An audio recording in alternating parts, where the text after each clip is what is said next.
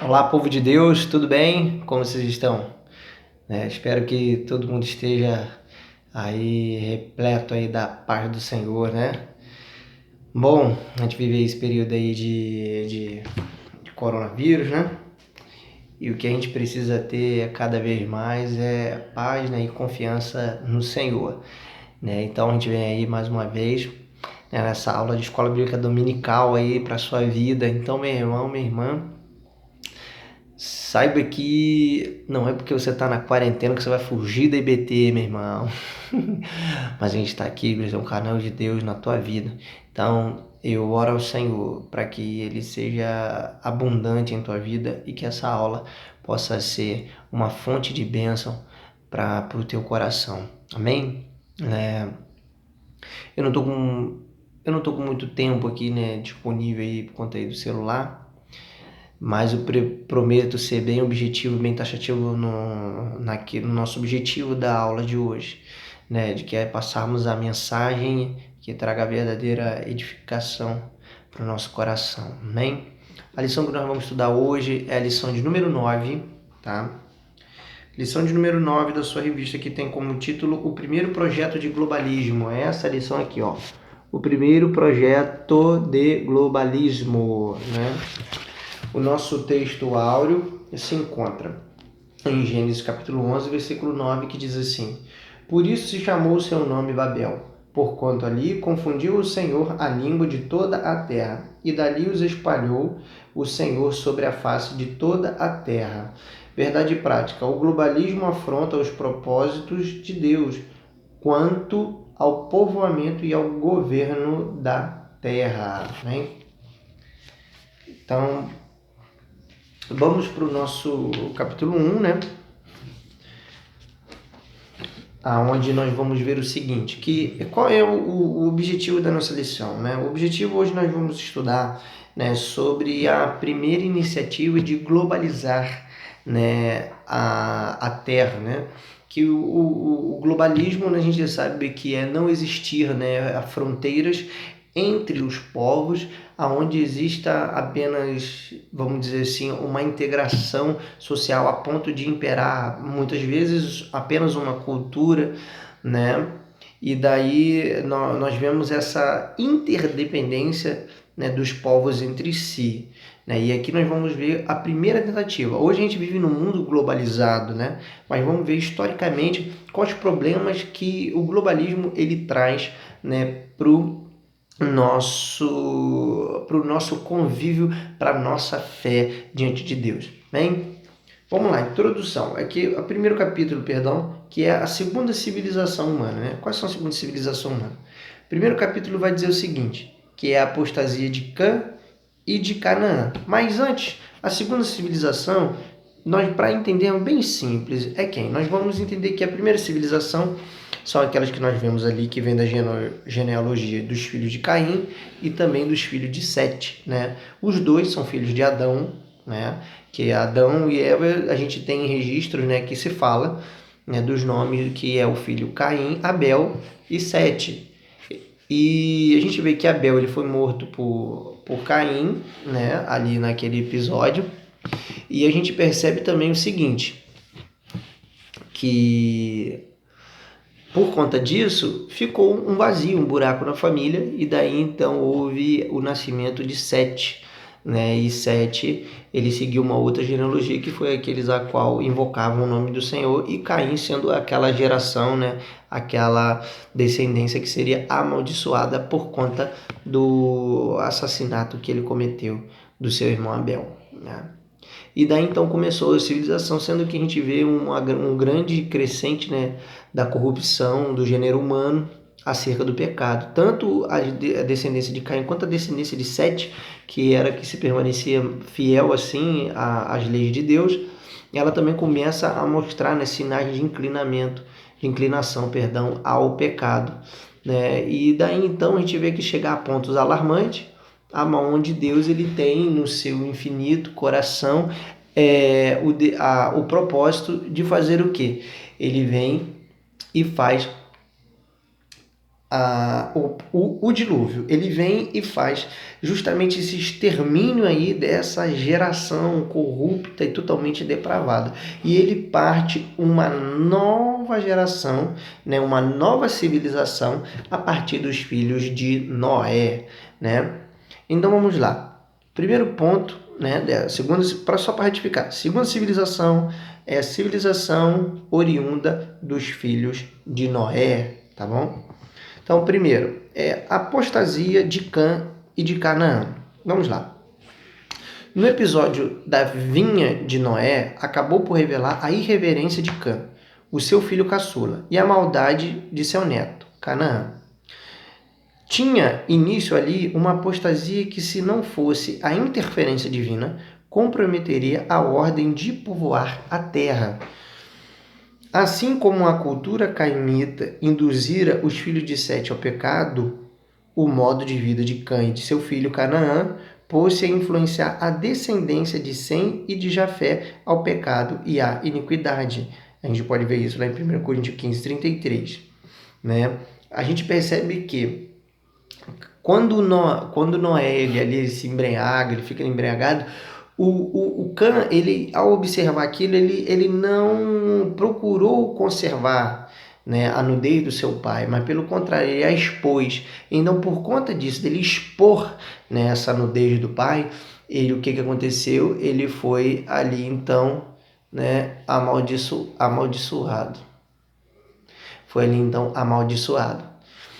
E, consequentemente, também o seu filho foi seguindo o mesmo caminho aí, né, de irreverência e depravação. 2. O enfraquecimento da doutrina de Noé. Com a multiplicação de seus filhos, Noé começa a perder o controle espiritual e moral sobre estes. Sua doutrina já não era seguida como antes, haja vista que Cã, seu filho, viu a nudez de seu pai e propagou-a a seus 2 irmãos, um desrespeito à dignidade de Noé. Sim, faltou muito pouco para que esta nova civilização tivesse o mesmo destino anterior. Além do mais, Noé não estaria para sempre com seus descendentes, a fim de refrear-lhes os excessos e desatinos.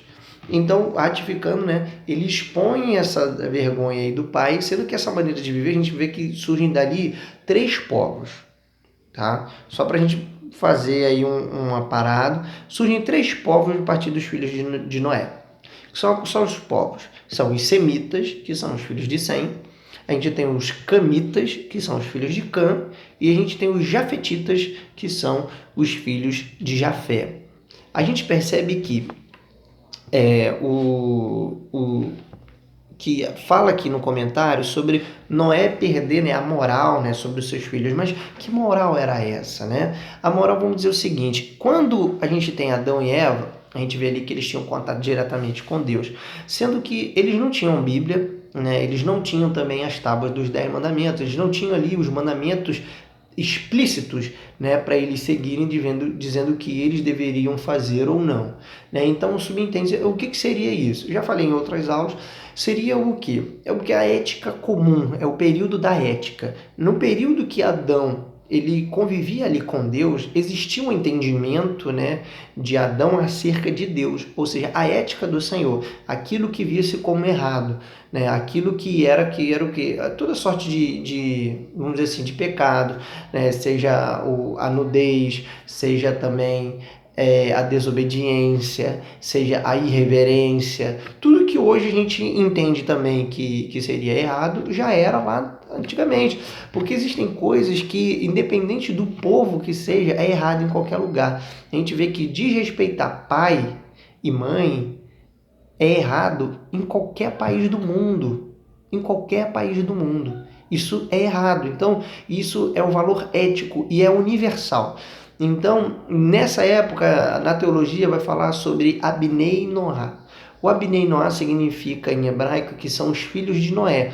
E os filhos de Noé, eles traziam essa moral, esses preceitos morais de culto ao Senhor, né? De ter reverência ao Senhor como Deus, de que tudo que fazemos nessa terra nós prestamos conta a Ele, que é um ser superior, né? De que temos que ser bons, de praticar boas ações e não praticarmos coisas más. Então todas essas coisas vinham de geração em geração desde Adão, sendo que quando chegou na geração de Noé, isso se enfraqueceu de tal ponto que somente Noé e a sua família mantinha vivo essa moral, né, dentro de si, dentro do seio familiar, sendo que Noé foi envelhecendo, né, os filhos assim crescendo, eles povoando e eles foram acabando, né, perdendo esse referencial, né, de moral do seu pai, né, por conta dos erros que ali no final da vida Noé ele começa a cometer, né, e os filhos vão começando a fazer isso, e eles vão cada um para uma região, né? E para cada uma dessa região eles vão tendo aí essas próximas aí civilizações, né? O bom é que, por mais que isso aconteceu, não houve uma corrupção geral, né? Igual aconteceu antes do dilúvio, né? Porque senão poderíamos ter na história dois dilúvios. Então foi por conta disso, deles terem se separado, né? Que houve aí algo que houve aí da parte de Deus, né? Eu acredito que a continuidade dessa segunda chance para a humanidade. Então, o terceiro tópico aqui que nós temos para fechar no capítulo 1, é o descaso para com o mandamento divino, que é a continuidade do que nós já estamos falando. Apesar de sua prodigiosa multiplicação, os filhos de Noé ignoraram a ordem divina quanto à povoação da terra, que a gente vê lá em Gênesis 9:7. Ao invés de se espalhar, aglomeraram-se desobedientemente num lugar. Então a gente vê que no início, né, Cã e seu filho, Canaã, eles ficam juntos ali num só lugar, eles começam a se concentrar, né, como um povo só. Para a gente poder situar geograficamente, né, eles ficaram ali no que seria a arca, né, a gente vê registro de que ela ficou no Monte Ararat. O Monte Ararat ele fica na região da Turquia, né, onde hoje o país é a Turquia. E dali então eles vieram descendo para o que seria próximo ali à região de Israel, né? Mas não poderia ser próximo àquela área, a gente não tem localização exata, tá? Mas a gente entende que seria ali perto. E daí então eles se aglomeraram por aquela região ali, onde hoje é Síria, onde hoje é Cisjordânia, onde seria Israel, né? Porque esse trecho ali é mais ou menos onde a gente vê a divisão aí desses três povos, dos jafetitas, semitas e também dos camitas, né? Os camitas, antes de eu entrar nesse assunto, vamos falar. Eles primeiro procuraram povoar um perto do outro, né? E eles ali foram começando a criar sistemas, né, de pequenas cidades, como a gente viu na aula anterior, falando sobre civilização, né? Na qual os filhos de Caim, eles foram primeiro a fundar uma cidade. Então eles estavam voltando a esse paradigma, né, de construir cidades, aonde Deus naquele momento ele não queria isso, que o povo se juntasse e ficasse ali, mas pelo contrário, o mundo é tão enorme, Deus queria que eles fossem povoar a terra, ou seja, expandir e não se concentrarem, né?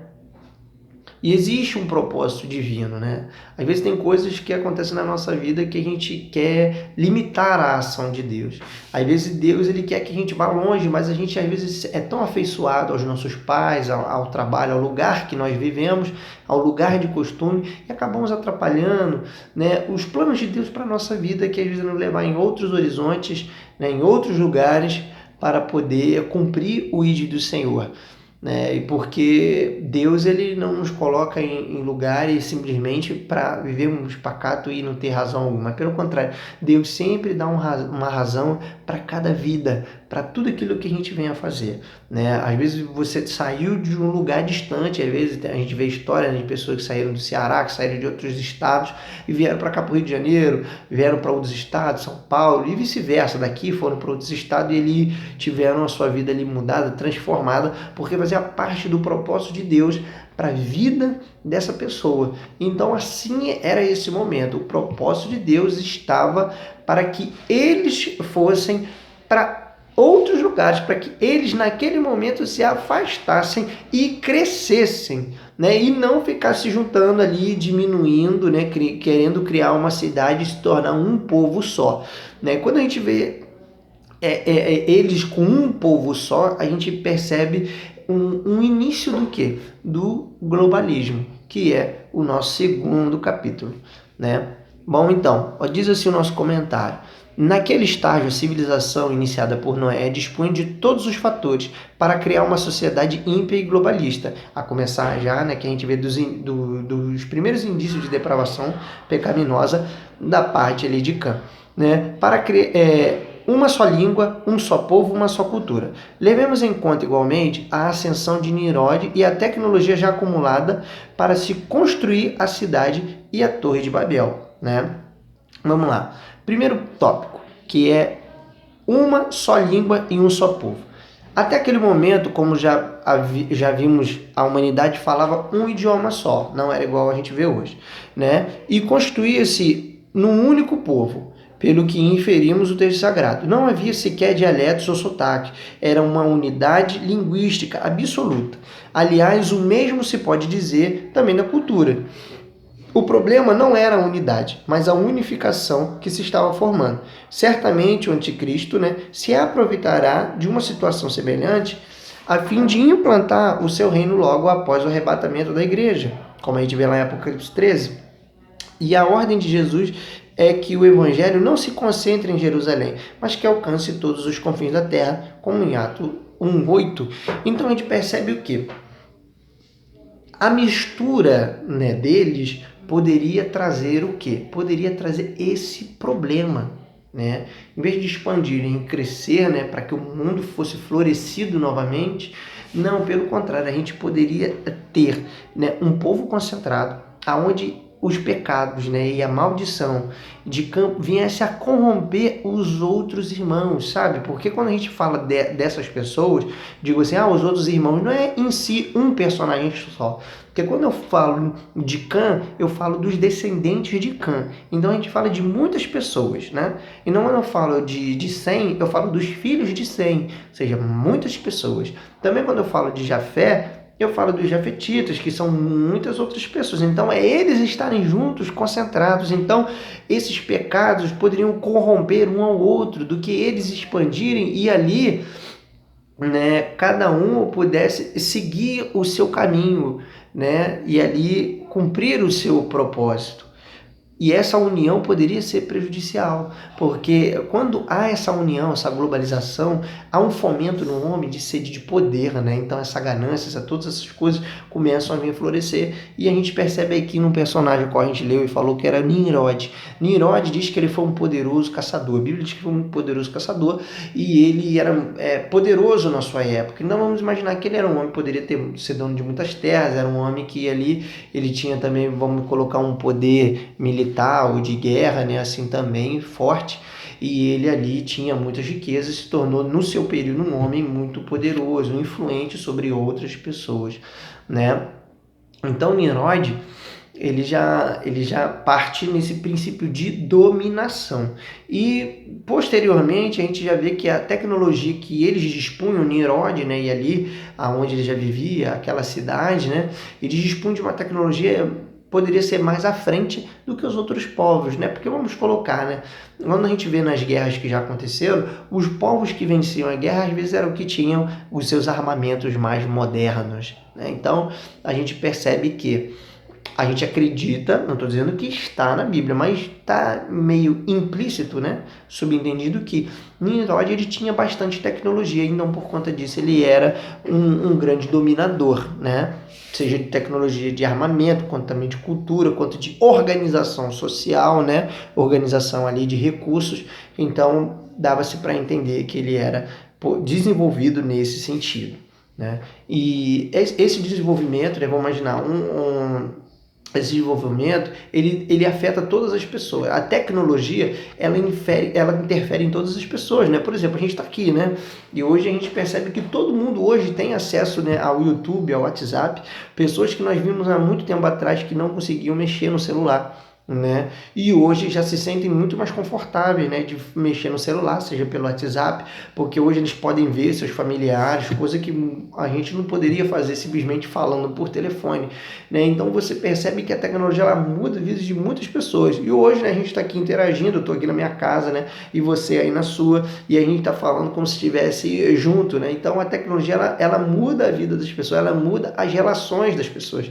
Então, quando eu tenho a tecnologia, né, a senhorada, né, e próxima de coisas ruins, eu acabo fazendo com que todos aqueles que têm acesso a essa tecnologia, eles acabam também trazendo para o lado ruim. A gente vê aí, por exemplo, a internet e o celular. A internet ela é uma bênção. Ao mesmo tempo que ela tem conteúdo bom, ela tem muito conteúdo ruim, né? Então, se a gente não se policiar, a gente acaba, em vez de se aproximar de Deus, a gente se afasta de Deus por conta da internet.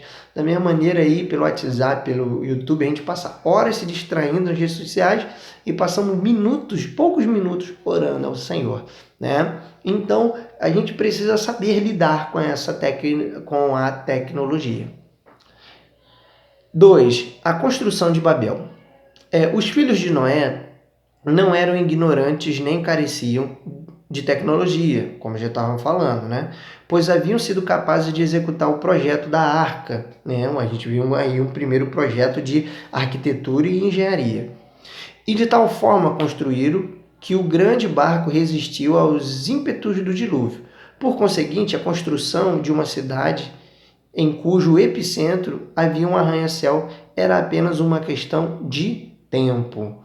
Então, a gente percebe que eles constroem, né, uma torre, né, mais especificamente a gente vê que é apenas um dos filhos, né, de Noé, não são os três, tá? Mas eles constroem e o que acontece, né? Eles ali habitavam junto, tá? Como eu disse, pode ser que nessa época da Torre de Babel, Sem, Cã e Jafé nem estariam mais vivos, tá? Mas seus filhos. Então, aquela interação dos povos ali, eles se reuniram e fizeram uma torre. E eles chegaram e falaram o seguinte, né? Que vamos fazer uma torre poderosa, símbolo de poder, onde viemos tocar o céu, né? E eles queriam fazer aquilo como demonstração de poder, né? Como demonstração de autoridade do gênero humano sobre a terra, né? E eles era como se fosse uma forma de desafiar Deus do que eles eram capazes de fazer. E dali Deus a gente percebe que ele entra com a intervenção divina para que aquele projeto audacioso e ofensivo ao Senhor fosse ali impedido. E que o seu plano, que era povoar não apenas uma região do mundo, mas sim todo o planeta, como nós vemos hoje, né, viesse a acontecer. Que vai ser o tema do nosso capítulo 3, que é a intervenção de Deus em Babel. E a gente vê o primeiro tópico que vai dizer o seguinte, que é a confusão das línguas. Então, olha o que Deus faz. Para salvar a humanidade de si mesma, Deus interveio confundindo-lhe a língua. Em seguida, dispersou os descendentes de Noé para que povoasse as mais distantes ilhas e continentes. Em seguida, o Senhor chamou Abraão para ser o pai, na fé, de todas as famílias da terra.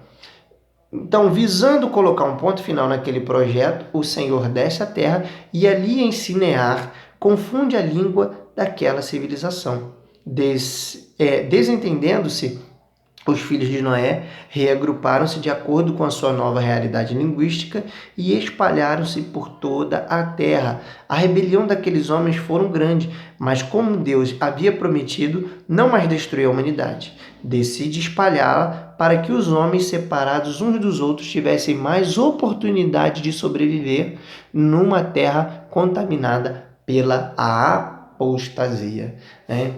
O que eu até costumo dizer assim, irmãos, quando as más influências, a Bíblia já diz que as más influências, as más conversações, elas corrompem os bons costumes. E, por exemplo, se você guarda a palavra do Senhor, mas você vive andando do lado de pessoas que não guardam a palavra do Senhor, pessoas que o tempo todo falam mal dos outros, pessoas que o tempo todo ficam blasfemando contra o Senhor, o tempo todo ficam com toda sorte de maledicência, meu irmão, minha irmã. O que vai acontecer? Você vai acabar sendo corrompido por isso. Então é importante nos protegermos, nos preservarmos dessas coisas, porque Deus ele fez isso para que eles pudessem fugir dessa apostasia. Não quer dizer que todos os descendentes de Noé eram ruins, mas é uma parte, né? Porque, irmãos, sendo sincero, existem pessoas que não são bons, que nem façam parte dos nossos relacionamentos íntimos. Uma coisa é você conversar com ele, encontrar na rua e falar, não é ser mal educado. Mas conviver com você não vale a pena, não dá certo, né? Porque ele acaba, em vez de te ajudar, ele acaba te prejudicando, né? Então, a gente percebe todas essas coisas na qual aquela geração estava passando. Os intentos deles, os intentos maldosos, audaciosos, querendo desafiar o Senhor. E ali Deus ele volta ao seu propósito. É para que o povo espalhasse, tivesse mais oportunidade, pudesse ali fugir dessa corrupção geral, né? Para que Deus ali pudesse realmente salvar o maior número de pessoas e não ter uma geração inteira, uma civilização inteira corrompida novamente, né? Como na época do dilúvio. Então Deus ali intervém colocando a confusão das línguas, né, onde cada um fala uma coisa, e daí então a gente chega hoje, né? A gente vê hoje as línguas, né? Um país fala inglês, outro fala espanhol, outro fala português, fala francês, italiano, né? Então é daí que começa essa divisão das línguas. E eles foram dividindo-se por língua, né? Por cada um eles estarem aí se entendendo. Então, meu irmão e minha irmã, o que eles fizeram? Foram se separando por povos para poder estar ali entendendo o que seria cada necessidade, né? Necessidade, melhor, não vou separar por povo, não diz questão de necessidade, mas é a necessidade de se entender. Então, aqueles que estavam se entendendo foram se aglomerando, né? Para cada um para o seu lugar. 2. O efetivo povoamento da terra, né? Então, sabemos que Deus forçou os descendentes de Noé aos confins do mundo. Então, com isso, se isso não tivesse acontecido, aquela geração teria o mesmo destino da antiga civilização, que seriam os pré-diluvianos, aqueles que vieram antes do dilúvio. Assim como aquela geração chegou aos confins do mundo, o Senhor Jesus ordena-os a levar o evangelho até todos os povos e nações que venham ouvir as boas novas, como a gente vê em Mateus. Quando isso acontecer, então virá o fim, que é a corrente teológica que nós acreditamos, né? Que o Senhor virá quando todas as almas assim ouvirem falar da voz do Senhor. Que existe um Deus poderoso, existe um Deus verdadeiro que ama e deseja salvar, né, todos aqueles a qual confessam o seu nome. Então, a gente percebe que o efetivo povoamento começa daí, da divisão da língua. E daí, então, começa a se povoar todos os continentes nessas direções aí onde eu falei, né? Então, os filhos de Sem, eles se concentraram mais aonde fica ali a região de Israel, aquela península arábica, né? Onde hoje é a Arábia, né? O Catar, todas essas regiões em direção à Índia e também à China, né? Mas eles se concentraram mais por conta dali, Índia, Iraque, toda aquela região ali, onde também é o Irã, porque esse povo é o que a gente chama de povo semita, e o povo semita ele deu origem ao povo. A gente tem o povo aos hebreus, a gente tem o povo persa, a gente tem o povo, os egípcios, a gente tem também os etíopes, entre tantos outros que eles são o quê? São descendentes semitas, né? Os babilônicos também são semitas, os assírios, os sírios também são semitas, vêm desse povo. E o povo de Cã é um povo que começou a beirar ali o Mediterrâneo, né? E se dirigiu mais às regiões que a gente conhece hoje como a África. Então, seria hoje ali Mauritânia, a Líbia, naquela região, e também o sul da África. Ele começou a povoar essa área. Quanto que já os jafetitas, eles saíram e foram para a região do norte, povoando o que hoje seria a região da Turquia, a Rússia, Paquistão, toda essa área ali de cima, né, até, digamos, a Europa. Então, toda aquela área ali de cima, Europa, Gália, né, França, essa área ali de cima, foi povoada mais pelos jafetitas. E daí então começa o efetivo povoamento, que é ficar só no lugar, você tem uma terra enorme vazia, né? E agora a gente começa a ter a humanidade se espalhando, fazendo casas ao redor do mundo aí, e efetivamente aí concluindo o plano e o propósito do Senhor. Vamos aí o 3, nosso tópico 3, que diz assim, a eleição de Sem. A história de Abraão começa logo após a dispersão de Babel.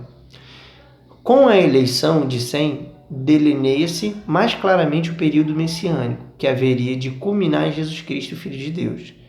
Em sua infinita sabedoria, Deus fez duas coisas por ocasião da Torre de Babel. Uma, dispersou os filhos de Noé, e em seguida chamou Abraão para dar continuidade à linhagem messiânica, da qual sairia Jesus, o Cristo, o verdadeiro homem e verdadeiro Deus. A gente sabe que Abraão, ele vem da descendência dos filhos de Sem, né? Ele estava ali, né, na cidade de Ur, né? E dali, a cidade de Ur é hoje próximo onde a gente, digamos, seria hoje o Irã, né? O Iraque, por volta dali. O Irã e o Iraque seria mais ou menos arredores ali de Ur.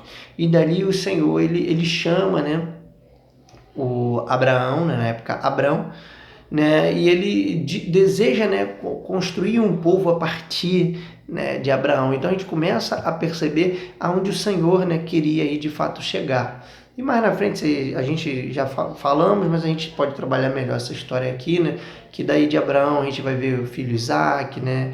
Vai vir Jacó, Esaú, entre tantos outros povos que começam a surgir, né, daí de Abraão. Mas era necessário que isso acontecesse. Era necessário que a divisão acontecesse, que os povos viessem a se separar, que eles viessem se dispersar um do outro, para que Abraão fosse eleito, para que Abraão fosse escolhido, achasse graça diante do Senhor, e ali fosse o objeto, né, ali de restauração e do cumprir do propósito do Senhor, que era o quê? Trazer o Messias para a terra, porque aquilo que foi perdido no Éden, né, que fez o quê? A separação do homem de Deus. E Jesus, ele veio para quê? Para justamente fazer isso, para religar o homem a Deus. Então, era necessário que isso acontecesse, e isso é mistério de Deus. Deus, em sua finita sabedoria, assim criou, assim planejou, assim projetou. Então, era necessário de que isso acontecesse, né? Então, meu irmão, minha irmã, o que a gente guarda nessa lição é justamente isso, de que a gente percebe que essa primeira tentativa de globalismo, de que era unir tudo para fazer uma cultura só e que um viesse a corromper o outro. Esse foi o grande problema, né, que a gente viu, que Deus já sabia que poderíamos chegar. E hoje a gente percebe que com o globalismo a gente vê uma confluência, né, de valores, a qual a gente percebe que a nossa cultura, os nossos valores não são mais ditados pela moral dos pais ou das famílias, mas sim pela moral que o globalismo impõe. Então, o que hoje você tem? Você hoje tem dizendo que homem não pode ter só uma mulher, ele tem que ter várias mulheres. Hoje, trair tem que ser normal. Isso é o que a globalização a gente percebe fazendo. Porque a questão de traição não é só no Brasil, é no mundo todo. A gente percebe que, ao mesmo tempo de ser ganancioso, tantas outras sortes de pecado, não é só aqui no Brasil, mas é em todos os lugares do mundo. Parece que é a mesma coisa. Parece que existe uma cultura que ela é disseminada no mundo inteiro para que uma cultura só, um pensamento só, para que todos venham a ter o mesmo entendimento, a mesma cabeça. Onde a gente vem aceitar casamento homossexual como normal, onde a gente vem a aceitar a inversão de valores como algo normal, como pedofilia, como algo que vem a ser normal, quanto tantas outras sortes de pecado, né? O globalismo vem, não só aqui no Brasil, mas ao redor do mundo inteiro, tentando colocar isso como normal. Então, o perigo do globalismo é isso. Não é que temos que ser excluídos, não é que temos que ser modernos. Uma coisa é você ser moderno, outra coisa no sentido global, e outra coisa é você ser globalizado, você viver dependente e sobre a influência e circunstância e a aceitação desse mundo aí fora, aonde eu preciso me compactuar, começar a aceitar essas coisas para eu ser aceito por essa sociedade globalista, aonde eu preciso entender, né, e aceitar casamento homossexual e concordar e dizer que eu sou totalmente a favor, mesmo que eu não seja, que eu seja hétero, mas eu dar apoio a quem quer ser homossexual e aceitar isso como normal, para eu poder ser aceito dentro de uma sociedade globalizada, porque se eu não aceitar, eu vou acabar sendo o quê? Extirpado, eu vou acabar sendo sufocado e sendo um voto vencido, né? Então, é isso que estava prestes já a acontecer no período ali dos filhos de Noé. E essa primeira tentativa de globalização, Deus ele consegue o quê? Impedir, ele intervém na sua infinita sabedoria para que nós não viéssemos ter um segundo dilúvio, mas que pudéssemos chegar até aqui e termos o Senhor, os mandamentos do Senhor guardados no nosso coração e vermos a obra tão linda que ele escreveu a partir ali dos patriarcas, a partir ali do povo saindo do Egito, do povo ali de Moisés, vemos essa história e a gente percebe a beleza e o carinho que Deus ele escreveu e colocou para nós. Né? A gente vê às vezes a novela, vê filme e fica todo extasiado, né? Acha tão bacana, mas irmãos, para pensar as pessoas que viveram isso na realidade, a história, como foi tão emocionante. A vida, para ela ser emocionante, ela não precisa ser colocada numa tela, né? Seja de televisão, seja na tela de um cinema, porque a minha e a sua vida, ela pode ser tão emocionante, tão radical, tão linda de se contar, quando nós deixamos o Senhor Jesus, o nosso Deus, ele escrever, ele intervir na nossa vida para cumprirmos aquilo que ele tem. Deus ele é um ser perfeito e todas as histórias ele deseja fazer sempre um final feliz, uma história linda. Então, meu irmão, minha irmã, deixe Deus escrever a sua, sai do lugar que limita a tua visão, sai do lugar do costume, aquilo que está te prendendo, como os filhos de Noé estavam presos ali à mesmice. Então, sai do lugar de costume, permita-se olhar ao horizonte e pergunte para Deus o que Deus tem reservado para a sua vida. Permita-se ser levado pelo Senhor, permita Ele fazer algo sobrenatural na sua vida, que eu tenho certeza que Ele vai te surpreender. Amém? Sua história vai ser linda de se contar. Então, conclusão. A fim de preservar a sua boa obra, o Senhor Deus promulgou 2 ordenanças quanto à criação, que, em primeiro lugar, a povoação de toda a terra, e por último, era o que? A grande comissão, através de Jesus Cristo, que diz assim, Jesus, é-me dado todo o poder no céu e na terra, portanto, ide, ensinai todas as nações, batizando-os em nome do Pai, do Filho e do Espírito Santo, ensinando-os a guardar todas as coisas que eu vos tenho mandado, e eis que eu estou convosco todos os dias, até a consumação dos séculos.